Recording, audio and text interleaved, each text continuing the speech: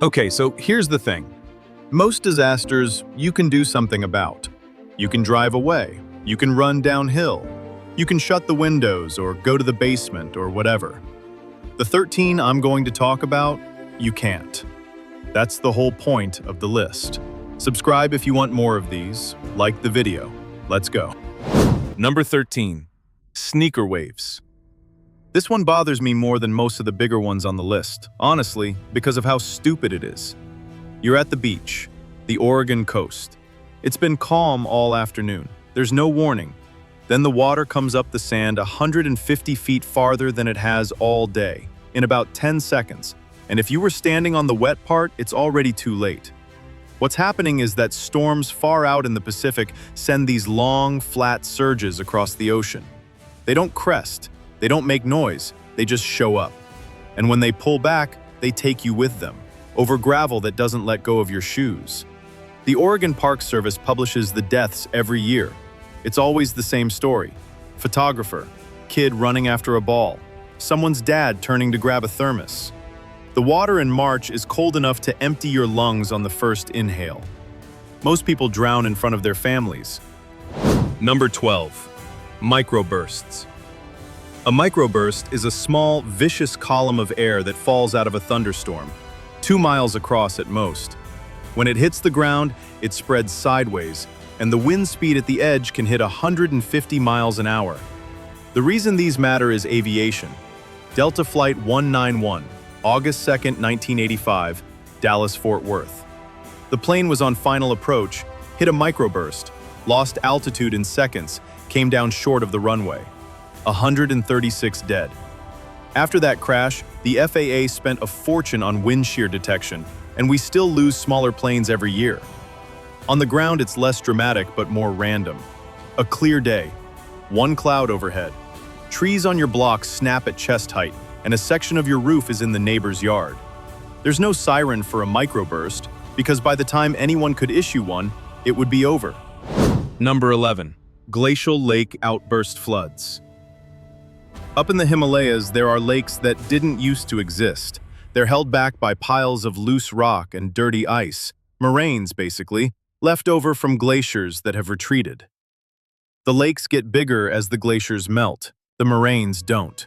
In June of 2013, in Uttarakhand, India, one of these dams gave way during heavy monsoon rain. The water didn't politely follow the river. It went straight down the valley at 30 miles an hour, carrying boulders the size of trucks, and erased most of the town of Kedarnath.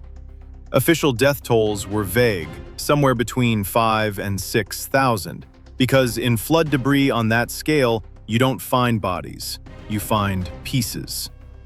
The problem with these floods is that the valley is the road, so the road is the flood. Number 10. Lightning superbolts. Most lightning is, dramatic but normal. A few 100 million volts. A superbolt is somewhere in the range of 1,000 times stronger. And they're rare enough that for a long time, we weren't sure they were a real category. There's a guy, Roy Sullivan, park ranger in Virginia, got hit by lightning 7 separate times in his life and survived all 7. That's a Guinness record. It's also a statistical insult to everyone who got hit once and died, which is most people who get hit. The thing about lightning is that you can be standing in a sunny field and get hit by a bolt that came from a storm 40 miles away that you can't see and can't hear. They call it a bolt from the blue. There's no warning. There's not even thunder until after. Number 9. Haboobs. A haboob is a wall of dust, a mile high, sometimes more, and 20 or 30 miles wide, moving at 60 miles an hour. The name is Arabic. Sudan gets the worst ones historically. In the United States, Phoenix gets them now because of farmland. You see it on the horizon as a brown line. It looks slow because it's huge. Then it's on you and you can't see your hand. Most deaths from haboobs aren't from the dust itself, they're from highway pileups inside the dust. Interstate 10 between Phoenix and Tucson has had multi-car wrecks 20 vehicles deep, people braking blind because they can't see the brake lights 2 car lengths in front of them. Number 8. Avalanches. An avalanche isn't snow rolling downhill.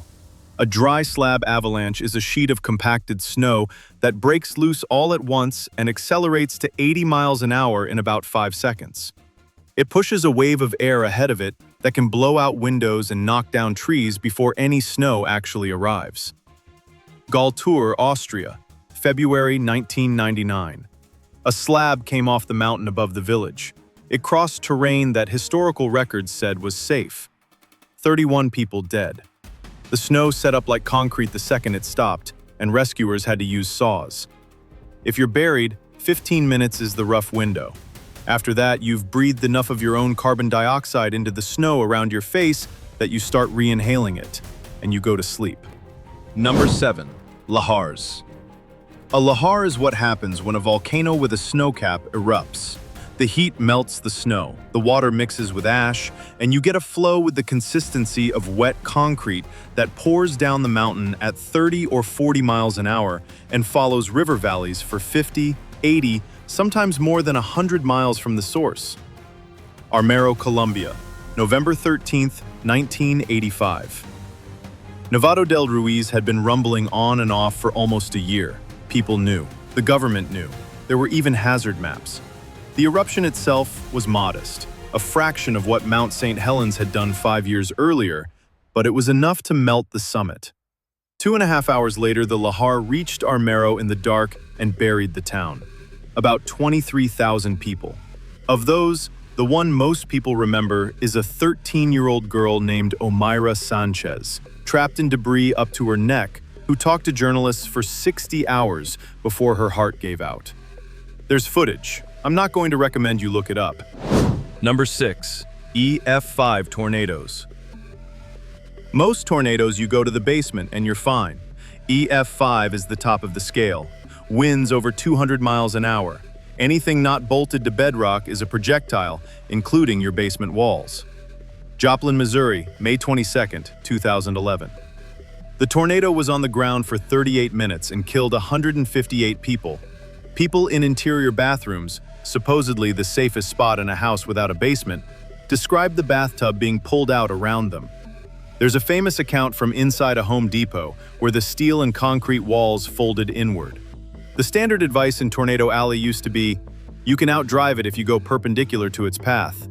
After El Reno in 2013, an EF5 that changed direction unpredictably and killed 3 experienced storm chasers in their vehicle, the advice quietly stopped being given. Number 5. Derechos. A tornado is small and travels in a line a few miles long. A derecho is a single connected windstorm hundreds of miles wide that travels for 1,000 miles. The technical definition involves wind speeds and length thresholds, but for our purposes, it's a hurricane that doesn't bother forming a center. August 10, 2020, Iowa. A derecho crossed the state in an afternoon. Sustained winds hit 140 miles an hour in some places. About 40% of the state's corn was flattened. Cedar Rapids lost power for weeks. People in their basements heard sounds they couldn't identify because the sounds were entire mature oak trees being torn out of the ground above them. Number 4. Pyroclastic flows. Pompeii is the one everybody knows about. Buried in ash, plaster casts of the bodies, the dog on the chain. What people don't always realize is that those people weren't killed by lava. Lava is slow. You can walk away from lava. A pyroclastic flow is a different thing. It's a cloud of superheated gas and pulverized rock that comes down the side of a volcano at hundreds of miles an hour. Temperatures over 500 degrees Celsius.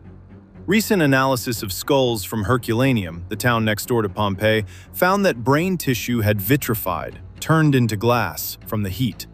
That's what got them. Not suffocation, not buried alive, the temperature. The thing I find unsettling about pyroclastic flows is the speed. Mount Pelée erupted in Martinique on May 8, 1902, and a flow hit the city of Saint-Pierre at about 8 in the morning. 30,000 people in under a minute. There's a famous story about a prisoner in a stone cell being one of the only survivors, and that part might be partly legend. Historians argue about exactly how many survived and who, but the death toll itself is real. Number 3. Megatsunamis. A regular tsunami is generated by a fault slipping under the ocean. The wave that reaches shore is usually 3 to 10 meters tall, which is terrible, but it's the kind of terrible we have warning systems for. A megatsunami is different. It happens in enclosed water, a bay, a fjord, when something huge falls in. The water has nowhere to spread, so it climbs. Lituya Bay, Alaska, July 9, 1958. An earthquake shook a mountainside loose. 90 million tons of rock fell into the bay. The wave that resulted ran up the opposite slope and stripped trees off the mountain to a height of 1,720 feet. That's the verified peak, marked by the trim line of dead trees that scientists could measure afterward. There were a few fishing boats in the bay at the time. One of them got picked up by the wave and carried over a tree-covered ridge and dropped into the open ocean on the far side. The 2 people aboard survived, which I will never stop finding insane. There's a hypothesis about an unstable flank of the Cumbre Vieja volcano in the Canary Islands generating a megatsunami big enough to cross the Atlantic. The actual scientific consensus is that this scenario has been significantly overhyped. The slope is probably more stable than the original 2001 paper suggested, but probably is doing some work in that sentence. Number 2. Limnic eruptions. I think this is the strangest one on the list.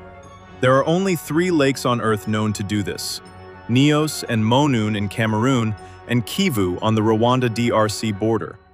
They sit on volcanic vents that leak CO2 into the deep water. The pressure at depth keeps the gas dissolved, sometimes for centuries. Then something, a landslide, a temperature inversion, who knows, disturbs the lake, and all of the dissolved gas comes out at once. Like shaking a soda can. Lake Nyos, August 21, 1986. A cloud of pure carbon dioxide, heavier than air, rolled out of the lake and down the valleys at 50 miles an hour. It killed 1,746 people, and somewhere around 3,500 head of livestock. People died in their sleep. People who were outside died mid-stride. There are accounts of survivors who passed out and woke up the next day, in fields, surrounded by everyone they knew, dead. After the disaster, engineers installed degassing pipes at Nyos and Monoun to vent the CO2 slowly. They've been working for over 20 years. Lake Kivu, which has about 1,000 times the gas content of Nyos and 2 million people living on its shores, is more complicated, and the situation there is, as the scientists like to put it, ongoing. Number 1. Supervolcanic eruptions. Most people have heard of Yellowstone. Yellowstone gets the press. There are others: Toba in Indonesia, Taupo in New Zealand, Long Valley in California, Phlegraean Fields in Italy. A supervolcano is not just a big volcano, it's a different kind of geological event. A normal volcano erupts from a cone. A supervolcano is a magma chamber the size of a small country sitting under flat ground. When it goes, it doesn't blow up, it collapses. The roof of the chamber falls in, and what comes out is ash. Sometimes 1,000 cubic kilometers of ash, in a matter of hours or days. The Toba eruption, around 74,000 years ago, was one of these. There's a hypothesis, the Toba catastrophe theory, that it nearly wiped out our species based on genetic bottleneck evidence suggesting human population dropped to a few thousand. I should say that this hypothesis is contested. The bottleneck might be older. The eruption might have been less globally devastating than originally thought. The science here is genuinely unsettled. But even the conservative read is that Toba threw enough ash into the stratosphere to cool the planet for several years and caused regional ecological collapse across Asia. The reason this is number 1 isn't the eruption itself, it's what comes after. Volcanic winter. Crops fail across multiple continents for a year or more. Modern global agriculture is highly optimized for the current climate. Drop average temperatures by a few degrees for 2 growing seasons and the food system stops working. Not in some abstract way, but in the sense that grocery stores empty and don't refill. Yellowstone's last full eruption was 640,000 years ago. It does these every 600,000 to 800,000 years, give or take. So, we're in the window. That doesn't mean it's about to go. Geological windows are enormous. But it does mean it will eventually, and there's no version of human technology that prevents it.